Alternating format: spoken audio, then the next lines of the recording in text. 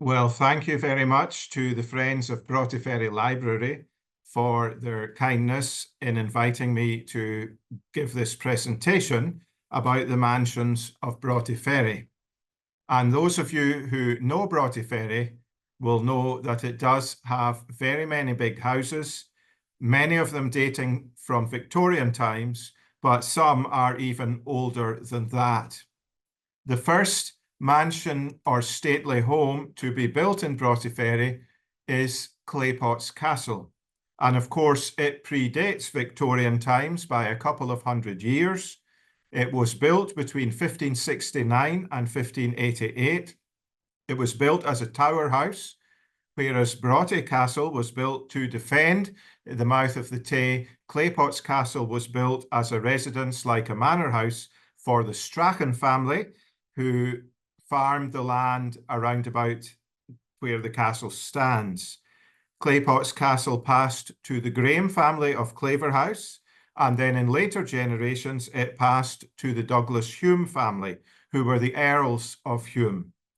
And the Hume family were major landowners in the West Ferry district, and that's why we have street names such as Home Street, or should it be Hume Street, and streets such as Douglas Terrace. The Earl of Hume employed Andrew Ralston as the factor on his estates, and that's why we have the titles of Ralston Road and Ralston Place.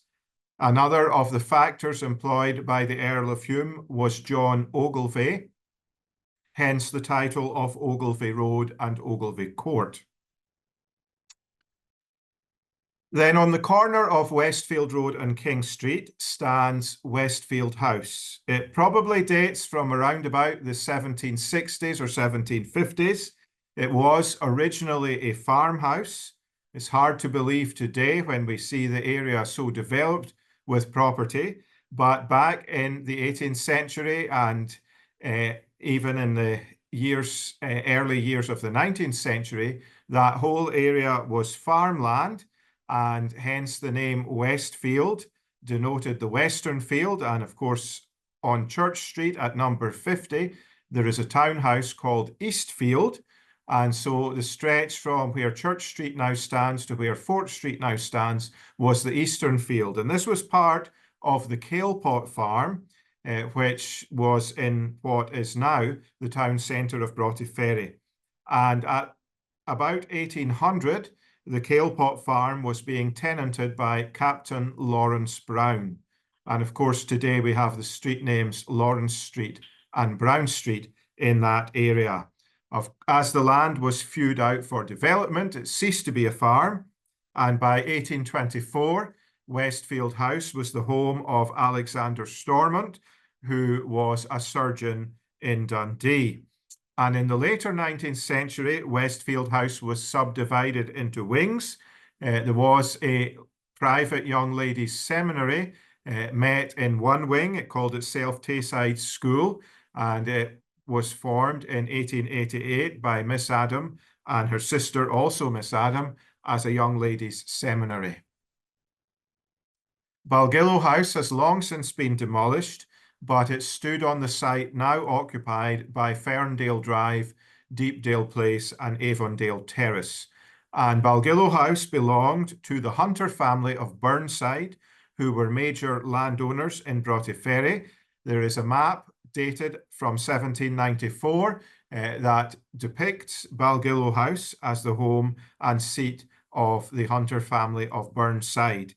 Balgillo House passed through many owners over the 19th century. One of them was John Buist, who was the director of Don Brothers, Buist and Co. Flax and Jute Spinners in Dundee and Forfar. Mr. Buist's firm owned the St. James's Works in Forfar and Ward Mills in Dundee. Balgillo House was demolished in the mid-1950s, and the private housing development and bungalows of Ferndale Drive, Deepdale Place, and so on were built on that site.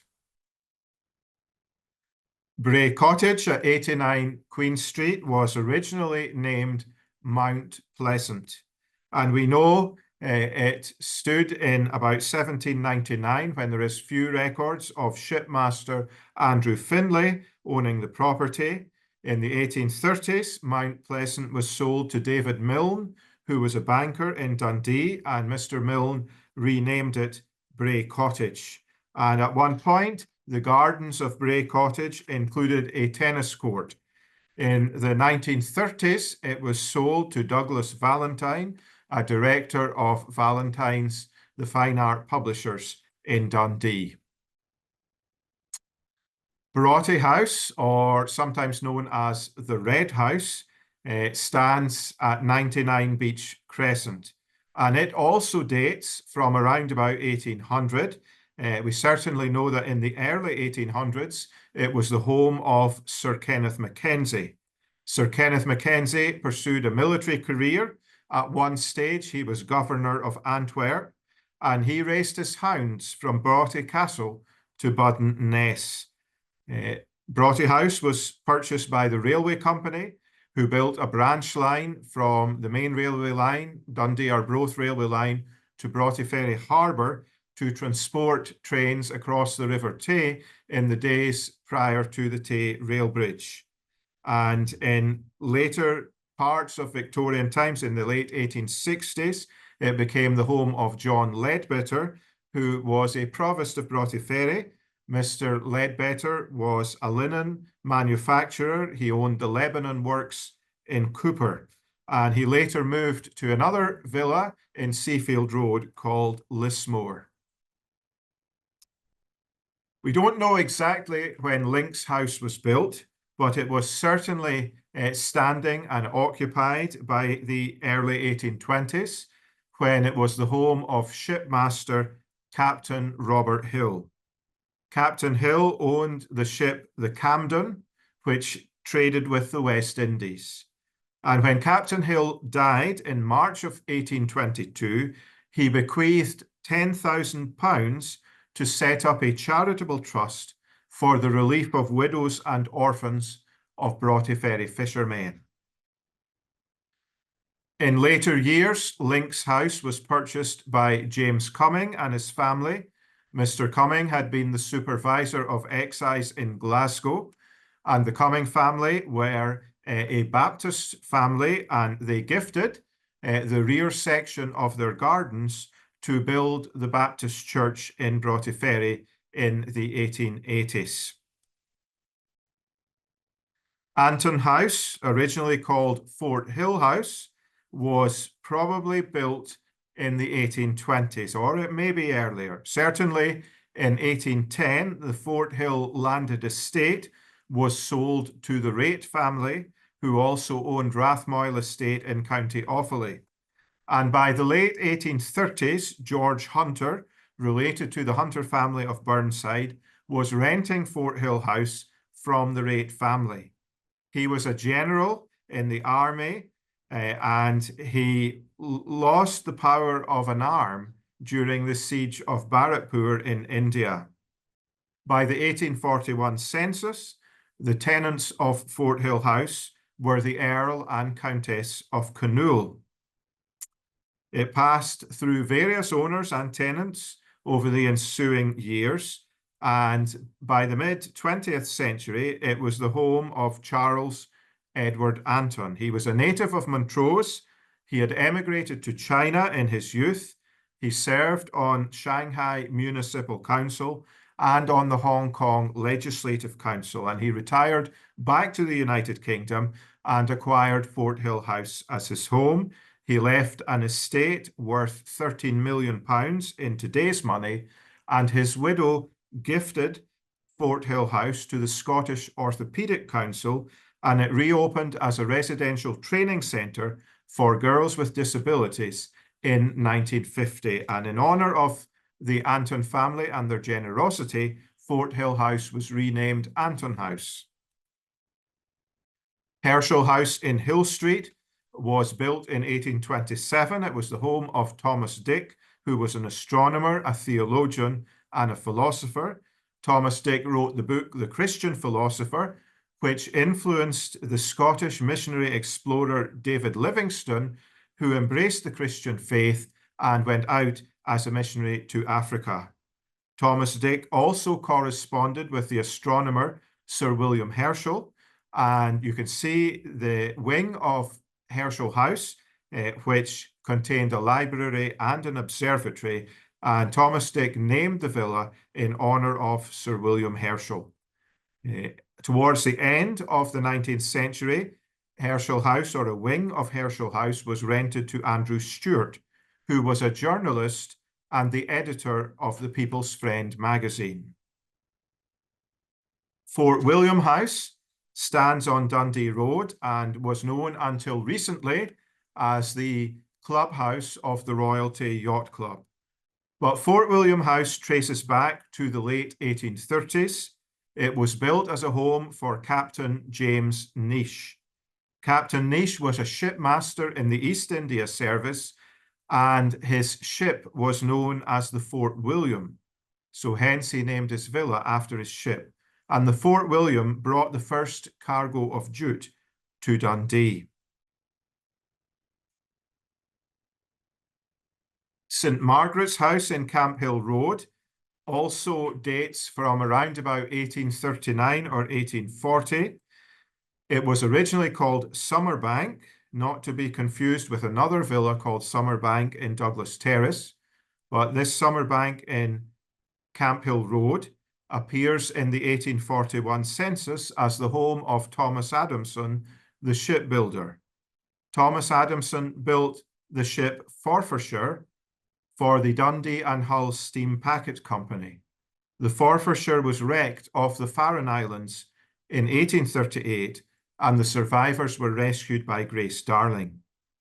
Thomas Adamson went bankrupt in 1842, was forced to sell his villa. The next owner of the villa was Sir Edward Smith Lees, who renamed the villa Blackrock House. Sir Edward was from Dublin, and he was the Joint Secretary to the Postmaster General of Ireland. And during his role in that civil service role, he was faced with accusations of nepotism. So the civil service transferred him to Edinburgh, where he became the Secretary to the Postmaster General of Scotland in 1831. And during his tenure in that role, the penny black postage stamp was introduced. And Sir Edward retired to Broughty Ferry and named the villa Blackrock House after the district of Dublin, Blackrock, in which he had grown up. After his death, Blackrock House was sold to William Donn of the firm Donn and Buist, jute spinners and manufacturers of Dundee and Forfar. And William Donn renamed the villa St Margaret's in honour of his wife, Margaret Birrell. And William Donn left an estate worth over 11 million in today's money.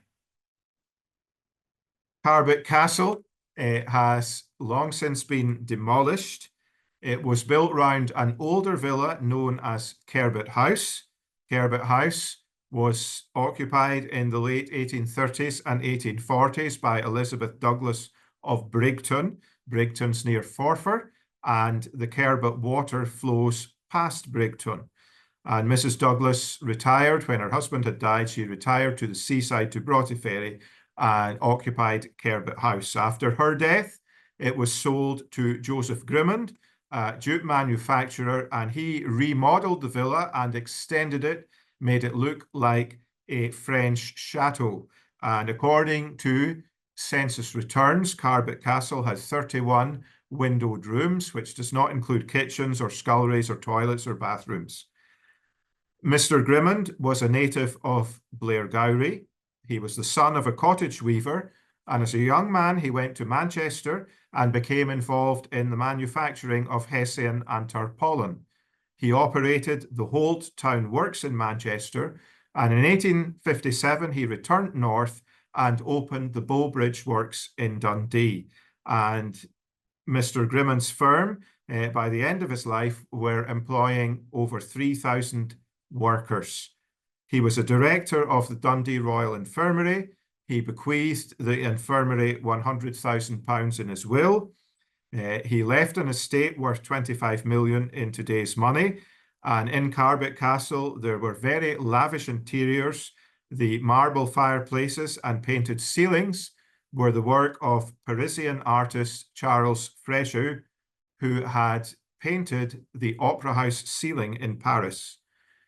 During the 1930s, Carbet Castle was demolished wing by wing, and the last surviving wing was demolished in 1984. Camphill House was built for Charles Norrie. Charles Norrie had a background with the fishing and maritime community. His father had been a shipmaster, but drowned at sea, and both of Charles Norrie's brothers were drowned at sea. So Charles did not pursue a maritime career. He founded the business Messrs. Halley and Norrie Calendars of Dundee, which operated Meadowside Calendar Works in the city. They also purchased Douglasfield Bleach Works, and they opened a calendar works and bleach field in Forfar as well. And Mr. Norrie was employing around about 1,000 staff in between all of his businesses. And his firm, Charles Norrie and Son Calendars and Bleachers, was a well-known firm in Victorian times in Dundee and Angus. Camphill House passed to his eldest son, William Hind Norrie, who was a provost of Broughty Ferry in the 1870s. And I should also add a date plaque on Camphill House reveals that it was built in 1852. Mount Rosa in Seafield Road is first recorded in the 1853 street directory when it was the home of David Anderson, a banker. A later owner of Mount Rosa was Sir James Lowe. Sir James Lowe was the son of a handloom weaver from Kirriemuir. He came to Dundee. His brother William founded a grocery chain that became a supermarket chain, but Sir James founded the business Lindsay and Lowe Wholesale Confectioners and Biscuit Makers. Sir James Lowe was elected Provost of Dundee, and he entertained many guests at Mount Rosa. Some of his guests included the author, Sir Arthur Conan Doyle, and the future Prime Minister, Henry Campbell Bannerman. Dunalister House in Hill Street was built in 1855. Its original name was Fort House. It was owned, first of all, by John Peyton, who was a director of J&G Peyton Flax Spinners Montrose. Mr. Peyton owned Chapel Works, which was a flax mill in Montrose, and he named his villa Fort House because it was built on the site of a 16th century fortress from which the area of Fort Hill gets its name. Mr. Peyton later built another villa in Panmure Terrace, which is now the Woodlands Hotel, and I'll refer to that later. And in 1865, he sold Fort House to Alexander Gilroy. Alexander Gilroy moved there from Emden House in Camperdown Street. He was a director of Gilroy Brothers, the jute manufacturers who owned Tay Works in Dundee. And Alexander Gilroy renamed the villa Dunalister. And Dunalister is the Gaelic for Fort Alexander. In 1920, Dunalister passed to the Black Watch Memorial Association, who opened it as a holiday home for the families of servicemen. During the interwar period, it attracted over 600 guests every year, and annual fundraising fetes for the Black Watch were held in the grounds of Dunalister. The Queen Mother was a regular visitor there as well. The Gorse in Panmure Terrace is first recorded in the 1855 valuation roll. The original name of the villa was Marybank House. And a seed merchant in Dundee called David James is recorded as the first occupier of Marybank House, or the Gorse, in the mid-1850s. Although he was Dundonian, he emigrated to New Orleans in the USA, and by the 1864 directory, Marybank House was the home of Alexander J. Warden. Mr. Warden was a jute manufacturer in Dundee who was awarded a patent for printing jute carpets. Mr. Warden's factory was destroyed by fire, The building and the stock were only partially insured, so he sustained heavy losses in business. But Mr. Warden gave much of his life to study. He wrote a book about the staple industries of Dundee, and he also published several volumes of the history of the county of Forfarshire. In 1881, Charles Reid bought Marybank House. He was a director of the firm Douglas Reid & Co. Jute Spinners and Manufacturers, Dundee. They owned Blackness Works in the city.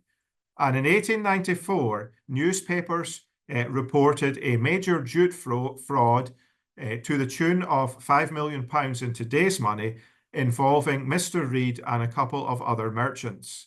Mr. Reid was wanted by Dundee Police and by Scotland Yard for 2.5 years, and detectives were scouring the whole world. But Mr. Reid had taken a train from Glasgow to Swansea. He'd gone to a seaside resort called Mumbles near Swansea. He took lodgings in the false name of Captain Lindsay. He remained there for 2.5 years, and on his deathbed, Mr. Reid gave the innkeeper the address and name of a contact. The innkeeper assumed that this was his next of kin, but in fact it was the name and address of the detective who was leading the search for Mr. Reid. So he escaped from that capture by his death. In the 1930s, the Gorse was the home of Ranald Valentine, who was a director of Valentine's, the fine art publishers, and in 1946, it became the home of Arnold Leng, who was the director of D.C. Thomson newspaper publishers and a grandson of Sir John Leng, an MP for Dundee and founder of the newspaper publishing business. Forbes Court is located on Dundee Road. It was built around about 1862, and its original name was Oakville. The 1862 valuation roll lists Oakville as the home of William Stiven, who was an accountant and an authority in bankruptcy law. William Stiven was involved in arbitration regarding the valuation of gas companies, and he was involved in litigation after Glasgow manufacturers supplied faulty pipes to Dundee Water Company. Mr. Stiven flitted to 56 Albany Road to Craigard, and Oakville was purchased by the Scottish Episcopal Church as the official residence for its Bishop of Brechin. And the Episcopal Church renamed the villa Forbes Court. Hugh Germain was the first Bishop of Brechin to reside there. He was called to the West Indies and became Archdeacon of St. Kitts. He was also later the Bishop of Colombo in Sri Lanka. And he was succeeded as Bishop of Brechin by Walter Roberts, who was born in Orissa in India. And Bishop Roberts took up residence there in 1905. Drummond Villa in Hill Street is first listed in the 1862 valuation roll as the home of a shipbroker. By 1865, it had been purchased by Peter Carmichael, an engineer and the manager of Den's Works in Dundee and a director of Baxter Brothers, jute manufacturers. Mr. Carmichael patented a number of inventions, including a hackling machine, a rubbing machine, and a rotary gill, and also a weft winding machine. He was a very skilled engineer, a very wealthy man. Mr. Carmichael did not live there himself. He lived at the Arthurstone estate near Meagle, but he provided Drummond Villa as a home for his two sisters, Susan and Jane, and it was named Drummond Villa in honour of their mother, whose maiden name was Rachel Drummond. Mr. Carmichael was a benefactor of Dundee Royal Infirmary, and he left an estate worth 54 million in today's money. Somerville House in Camphill Road first appears in the 1865 valuation roll.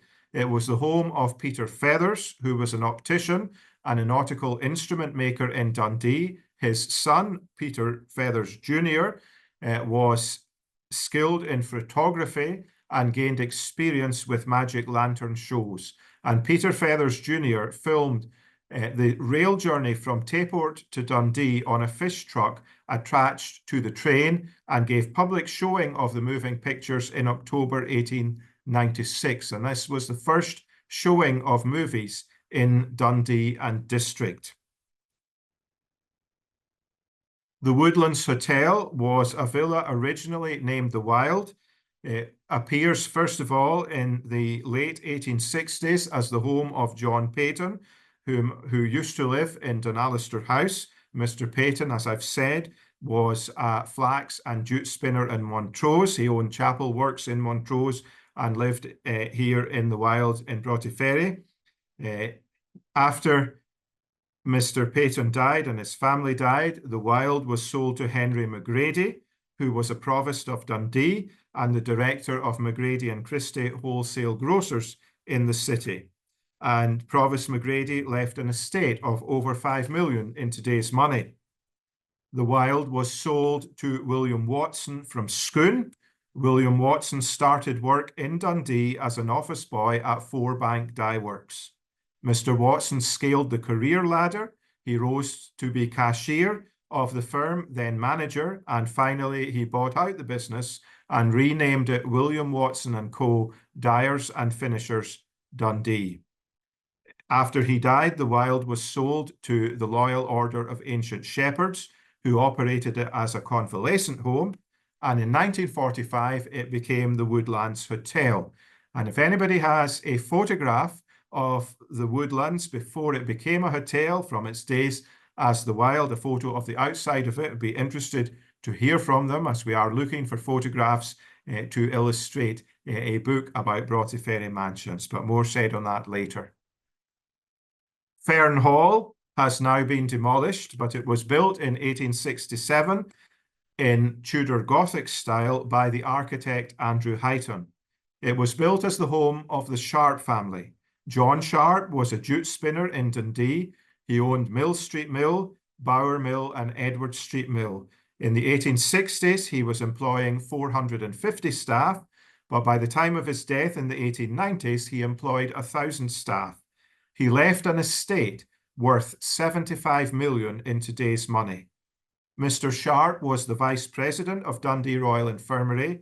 He bequeathed it £215,000 to build and to equip an operating theatre.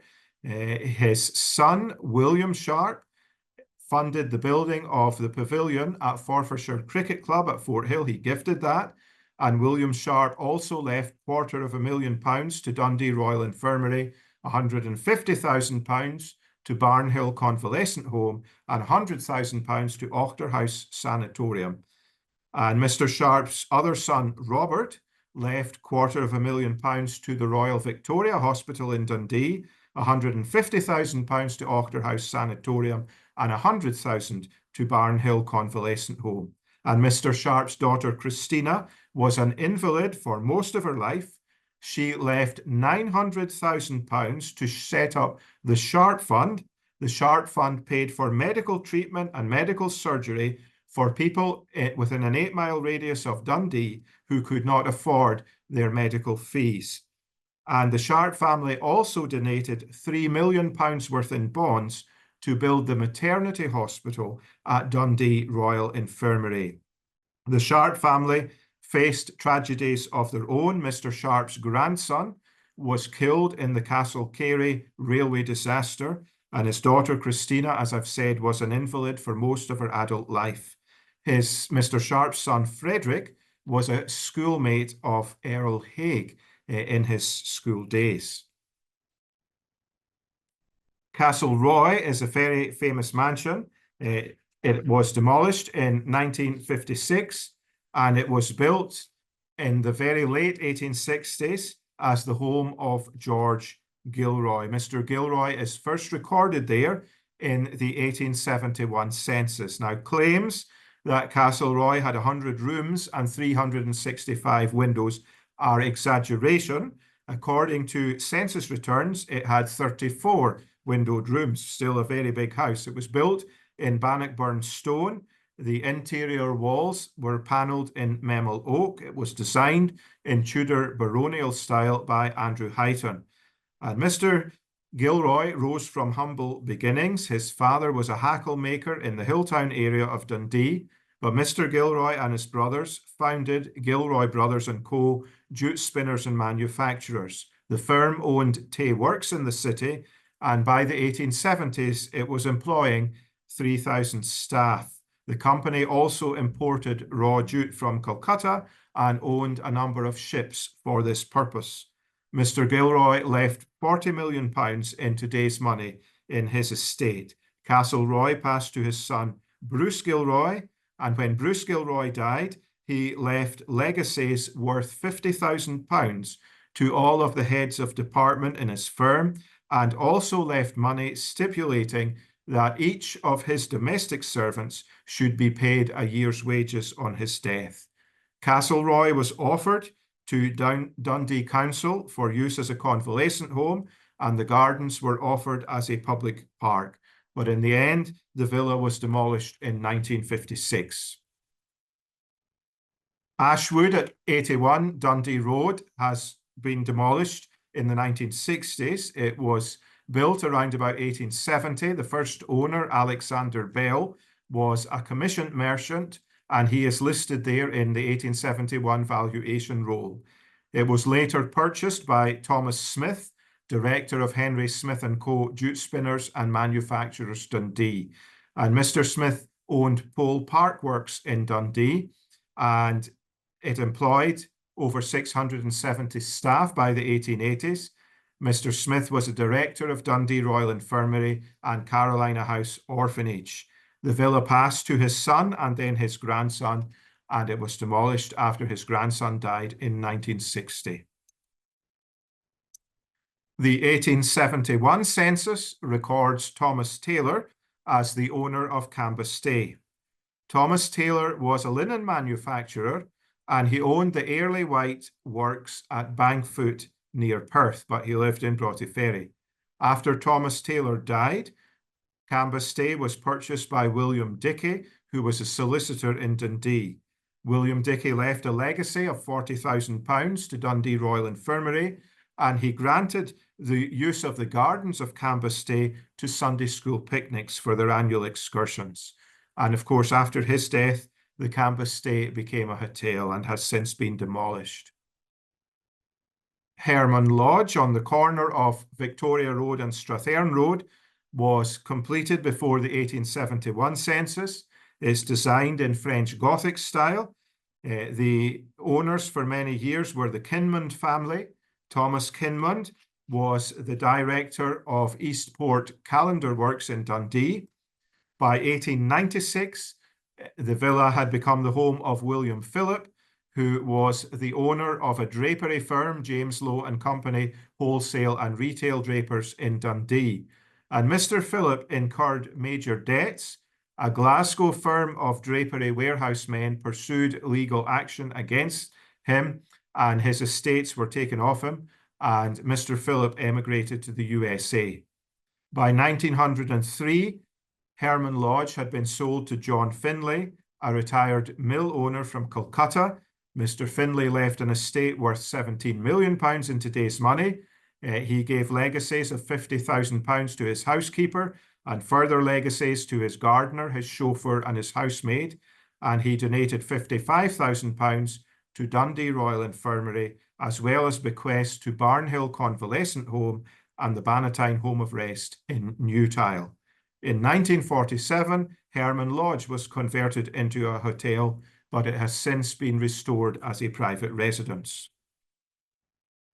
Helenslea has now been demolished, but in 1874 it is first recorded as the home of William Stephen, who was a shipbuilder in Dundee, in Glasgow, in Arbroath and Aberdeen. And Mr. Stephen's firm built vessels for the Dundee Clipper Line.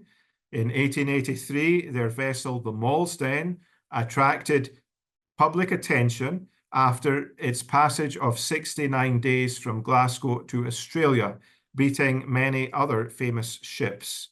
Mr. Stephen's bark, the Helenslea, sank off Roches Point in County Cork after colliding with a Cunard mail steamer, and he named his villa Helenslea in honour of the vessel he had built. He was a wealthy man. He left an estate of 23 million in today's money, but he endured many, many sorrows. 6 of Mr. Stephen's children predeceased him. In 1938, Helenslea was demolished and Strathearn Road was extended right through from Victoria Road to Claypots Road as it is today. The Gange was built in the mid-1870s on the junction of Albany Road and Fairfield Road. It was built for David Luke, who was a jute manufacturer, and it was built in the style of a colonial bungalow with a veranda and with the fire clay chimney pots that you see here. It was named the Gange from the Hindi word gunge, which means storehouse. And Mr. Luke was a jute spinner. He owned Pleasance Works in Dundee and Ericht Works in Blairgowrie. He also had business interests in Calcutta, hence the name Gange. But Mr. Luke's enjoyment of the Gange was short-lived. Due to spiralling debts, the Bank of Scotland repossessed the villa in 1895.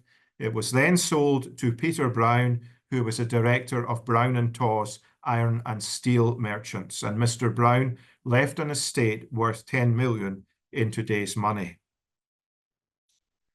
Fortrock, or Garrymore, as it is also known, first appears in the 1876 valuation roll. It was the home of George Lindsay. Mr. Lindsay and his family owned grocer and wine merchant shops in Broughty Ferry, in Fort Street and in King Street. And Fortrock passed to Mr. Lindsay's son, William Lindsay. William Lindsay was elected the Provost of Broughty Ferry in 1907 and was the last Provost of Broughty Ferry before Dundee annexed the town in November of 1913. Homebank first appears in the 1878 directory. It was the home of export merchant Alexander Bell. Within a couple of years, it had been purchased by Angus McIntyre, who was a director of Keenan, McVeigh and Co. Export Merchants Dundee. That firm were involved in the Spanish yarn trade. And Mr. McIntyre suffered a fatal accident whilst shooting partridges in Ochterhouse. The gamekeeper he was with was carrying a gun through a potato field, and the trigger of the gun got caught in a potato stalk and the bullet discharged. It lodged in Mr. McIntyre's left leg, shattering his knee. He had to have the leg amputated and he died the next day. Homebank was later purchased by James Tawes, who was also a director of Brown and Taw's iron and steel merchants. And during the Second World War, the Tawes family granted the Red Cross the use of Homebank as a depot. Inveravon in Helenslea Road is first recorded in the 1880 directory. The original name of the villa was Ethelstone. It was owned by a shipping merchant called David Bruce. Mr. Bruce grew up in the Hilltown area of Dundee. After working as an agent on the steamship Narwhal, he rose to become joint manager of the Dundee Seal and Whale Fishing Company. He then founded his own business as ship owners and marine insurance brokers and owned a line of clippers that traded all over the world. One of Mr. Bruce's ships sailed to San Francisco on its maiden voyage with the first ever shipment of marmalade to the Pacific coast. By 1898, Ethelstone had been purchased by David Cooper Thompson, who renamed it Inveravon. Mr. Thompson was the founder and managing director of D.C. Thompson Limited, newspaper publishers, Dundee. Mr. Thompson had many sadnesses in his life. His only son, Conrad, died of appendicitis as a teenager, and his daughter, Lillian, was tragically killed, falling down the well of the central staircase in Harrods department store in London. Red Court in Fairfield Road was originally built for the Thompson family, not the family of D.C. Thompson, the newspaper proprietors, but the family of Alexander Thompson, the owners of Douglas Foundry in Dundee. They were iron founders. The Thompson family originated in Dumfries, and of course Red Court is built in the type of red sandstone that one gets in the quarries around Dumfries. After the Thompson family passed away, the Red Court became the home of Ernest Grant, who was a director of John Both & Co. jute manufacturers in Forfar. His firm owned Academy Street Works in Forfar, and Red Court was built in 1886. Falcon Lodge in Queen Street dates from around about 1895. The first owner, William Hay, was a restaurant owner and cake shop owner in the Murraygate of Dundee. Mr. Hay came from Teeling. His father was a ginger beer manufacturer. And after Mr. Hay died, Falcon Lodge was sold to Horace Coleman, a local medical doctor and general practitioner. Dr. Coleman had articles published in the Lancet and other medical journals. Dr. Coleman came from Norfolk. His great-uncle, Jeremiah Coleman, was a manufacturer in Norwich who founded the firm Coleman's Mustard. So there's a connection between Coleman's Mustard and Broughty Ferry. The Croft at 5 Albany Road is built with red brickwork and red roof tiles. It appears in the 1899 valuation roll as the home of Harold Gilroy. Harold Gilroy was a director of Alexander Gilroy & Co. Jute Export Merchants, Dundee. The enterprise conducted substantial trade with Argentina. Mr. Gilroy was a member of St. Mary's Episcopal Church and was secretary to the Brechin Diocesan Council. By the 1930 valuation roll, the Croft had become the home of James Fenton, who was a solicitor in Dundee and was a former provost and town clerk of Moneyfaith. Well, I hope you have enjoyed this presentation.